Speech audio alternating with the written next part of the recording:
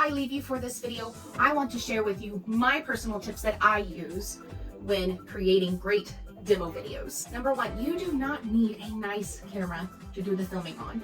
You can use your phone or you can use screen record to record your demo lesson to send to Allschool. Number two, if all of this information is really overwhelming and you just do not feel ready to hit that record button just yet, take the time to practice teaching in front of a computer.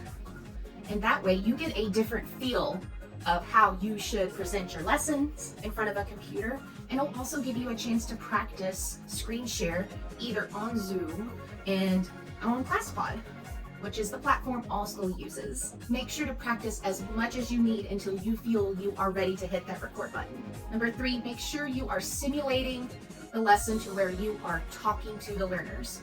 So if a learner does happen to have a question, simulate how you would respond when a child is asking you a question or they feel the need to share something. Simulate that, because this sort of gives Allschool another good idea on how you would interact and build relationships with your learners in the classroom. Simulating an imaginary child may seem really silly, but I feel this is actually a really important tip because children love to share and they love to ask questions during the class. So if you have not taught in an online class before, you want to try to practice that simulation as much as possible. Number four, try not to use TPR or total physical response. So these are native English speakers that you are teaching. Now, you may see I may be using my hands, but I'm not using TPR. I like to use my hands to be expressive.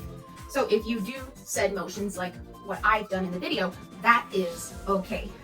Just as long as you're not saying go up or go down or hair, that you're not actually pointing out and trying to teach English.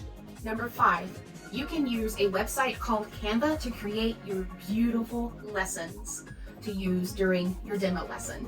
So Canva is free to use for their basic plan, and they do have great templates that you can use for your slide materials. And another thing to share, if you do put pictures on your slides, please make sure that you have permission by the owner to use the said picture, or that it is free to use, it's on public domain, and so that there's not any copyright issues, or they're your own personal pictures that you want to share. Number six, you do not need to buy a copious amount of props for your demo lesson. If you feel like you need a prop or two for a particular lesson, let's say like teaching the continents of the world, that is okay, as long as you feel like you are going to use it during your demo lesson. And number seven, and finally, do your very best in your demo video.